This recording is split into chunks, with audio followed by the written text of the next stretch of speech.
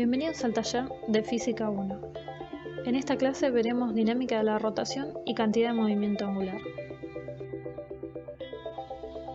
Hasta ahora hemos estudiado los cuerpos como cuerpos puntuales. Considerando que toda su masa estaba concentrada en un punto, y analizábamos el movimiento de ellos considerando la trayectoria que dicho punto tomaba. Pero ¿qué sucede cuando no todos los puntos de un objeto describen una única trayectoria? Se necesitan para el caso nuevas herramientas para poder describirlos. Definamos centro de masa y centro de gravedad. Si lanzamos al aire una pelota de béisbol, describirá una trayectoria parabólica uniforme. Si lanzamos en cambio un bate de béisbol girando en el aire, su trayectoria no será uniforme, pues su movimiento será tambaleante. Parece que cabecea por donde quiera. Pero lo cierto es que se tambalea respecto a un lugar muy especial, un punto llamado centro de masa.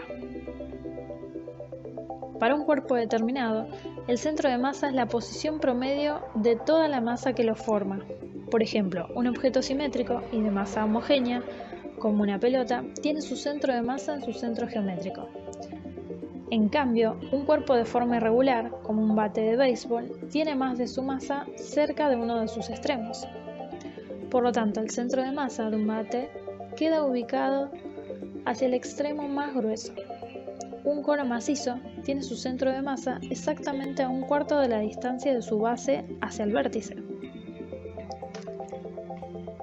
Ahora bien, ¿qué es el centro de gravedad? El centro de gravedad no es más que la posición promedio de la distribución del peso.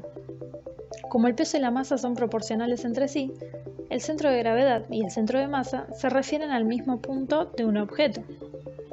El físico prefiere usar el término centro de masa porque un objeto tiene centro de masa, esté o no bajo la influencia de la gravedad. Sin embargo, usaremos cualquiera de esos términos para expresar este concepto. Y cuando el peso entre en perspectiva, usaremos centro de gravedad.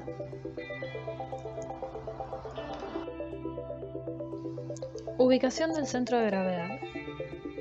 El centro de gravedad de un objeto uniforme, por ejemplo una regla de 1 metro, está en su punto medio, centro geométrico del objeto, porque la regla se comporta como si todo su peso estuviera concentrado ahí. Al soportar ese único punto, se soporta todo el metro. El equilibrio de un objeto ofrece un método sencillo para ubicar su centro de gravedad. En la figura superior izquierda se muestran los vectores que representan el peso de pequeñas porciones de masa en dirección de la gravedad a lo largo de la regla de 1 metro. Todos estos vectores se pueden sumar para obtener una fuerza resultante, fuerza neta, que actúa en el centro de gravedad. Recordar que la resultante de un sistema de fuerzas es una única fuerza que reemplaza al conjunto de fuerzas del sistema provocando el mismo efecto sobre el cuerpo donde se aplica dicho sistema, reposo o movimiento. Se puede uno imaginar que todo el peso de la regla de 1 metro está concentrado en este único punto. En consecuencia, podemos equilibrar el metro aplicándole una sola fuerza hacia arriba, de tal manera que pase por su centro de gravedad y contrarreste la fuerza peso.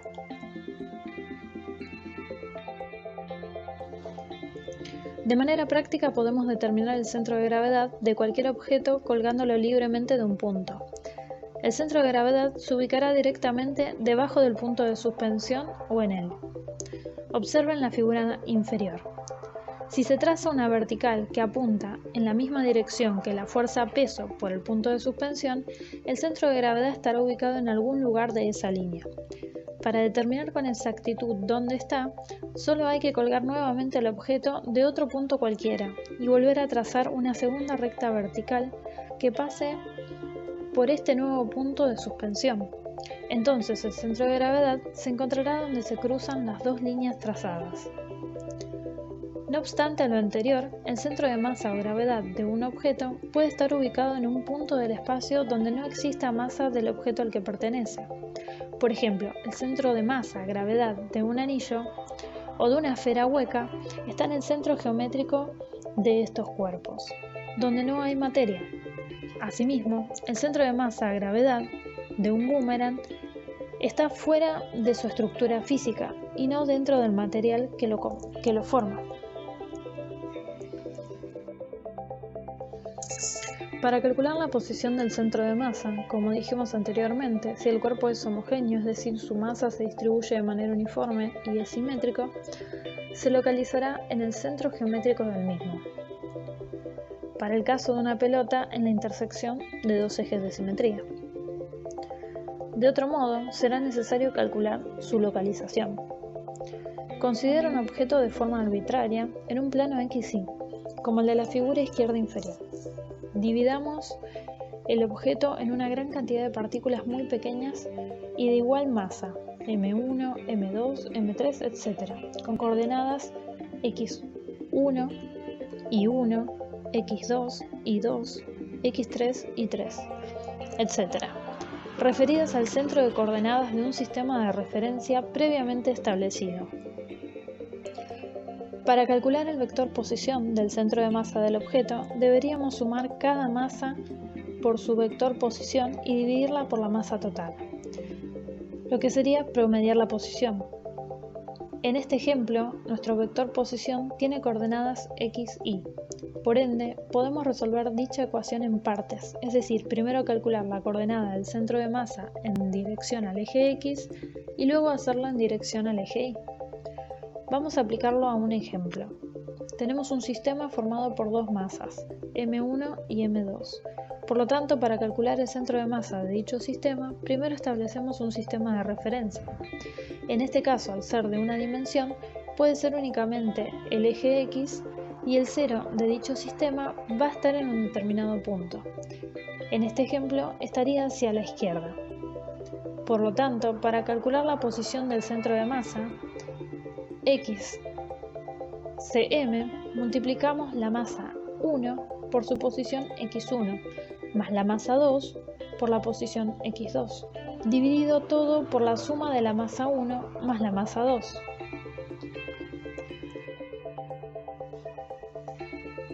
Definamos estabilidad. El lugar del centro de gravedad es importante en la estabilidad de los objetos. Si trazamos una vertical hacia abajo en dirección a la gravedad, desde el centro de gravedad de un objeto de cualquier forma y dicha recta cae dentro de su base, diremos que ese objeto se encuentra en equilibrio. Si en cambio se proyecta fuera de esta base, será inestable. ¿Por qué no se viene abajo la famosa torre inclinada de Pisa? Como se observa en la figura izquierda, una línea que va del centro de gravedad de esa torre cae dentro de su base de sustento. Y esta es la causa de que la torre inclinada haya estado de pie durante siglos. Si la torre se inclinara lo suficiente para que el centro de gravedad quedara proyectado más allá de la base, la torre se vendría abajo. Cuando estás de pie o estás acostado, tu centro de gravedad se ubica dentro de tu cuerpo. ¿Por qué el centro de gravedad de una mujer promedio está más bajo que el de un hombre promedio de la misma estatura? ¿Está el centro de gravedad siempre en el mismo punto de tu cuerpo? ¿Está siempre dentro de ti? ¿Qué sucede cuando te flexionas? Si eres bastante flexible, podrás doblarte y tocarte los dedos de los pies sin doblar las rodillas. Comúnmente, cuando te flexionas y te tocas los dedos de los pies, alargas las extremidades inferiores, como muestra la figura superior izquierda. De tal modo que tu centro de gravedad está sobre una base de sustento, tus pies. Pero si tratas de hacer lo mismo, recargándote sobre una pared, no te podrás equilibrar, porque tu centro de gravedad se proyectará fuera del apoyo de tus pies, como se observa en la figura superior derecha.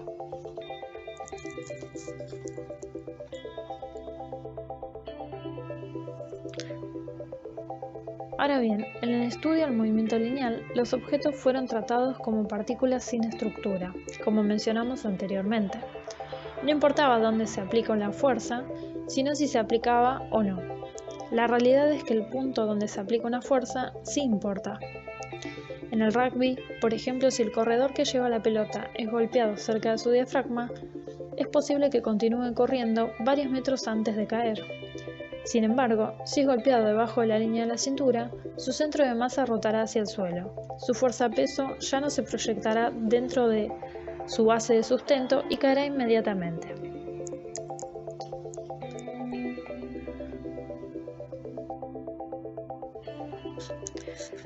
Definamos momento de torsión o torque.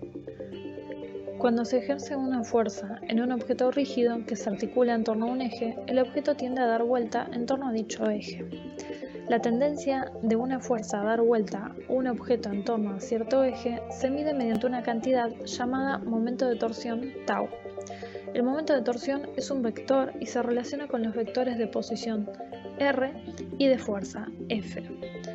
Es posible establecer una correspondencia matemática entre tau, r y f, al usar una operación matemática llamada producto vectorial o producto cruz. Recordar revisar las clases audiovisuales de matemáticas al servicio de la física. De esta expresión obtenemos que el vector del momento de torsión es perpendicular al plano que forma la fuerza y el vector posición. A su vez, también podemos ver que a medida que aumentamos la fuerza y el punto de aplicación de la fuerza, aumentamos el momento de torsión. Las unidades correspondientes del momento de torsión conforme al sistema internacional Newton por metro. Consideren allá de la figura inferior que se quiere dar vuelta en torno a un eje perpendicular a la pantalla y a través del centro del tornillo. La fuerza aplicada F actúa en un ángulo φ con la horizontal. La magnitud del momento de torsión está asociada con la fuerza F y se define mediante la siguiente expresión. Tau será equivalente a F por R por el seno de φ, que será igual a F por D, donde R es la distancia entre el eje de rotación y el punto de aplicación de F, y D es la distancia perpendicular desde el eje de rotación hasta la línea de acción de F. La línea de acción de una fuerza es una línea imaginaria que se extiende hacia ambos extremos del vector que representa la fuerza. La línea discontinua, que se extiende desde la cola de F en esta figura, es parte de la línea de acción de F. A partir del triángulo rectángulo de la figura, que tiene la llave como su hipotenusa, se puede observar que D es igual a R por el seno de φ. La cantidad D se llama brazo de momento o brazo de palanca, dF. Podemos observar también, con esta última expresión, F por R por seno de φ, que el momento de torsión será máximo si la fuerza aplicada es perpendicular al vector posición, es decir, a 90 grados, y es nulo cuando la fuerza aplicada es paralela al vector posición. Para participar en el foro, ¿qué distancia consideramos para calcular el momento de torsión que realiza el peso de la niña?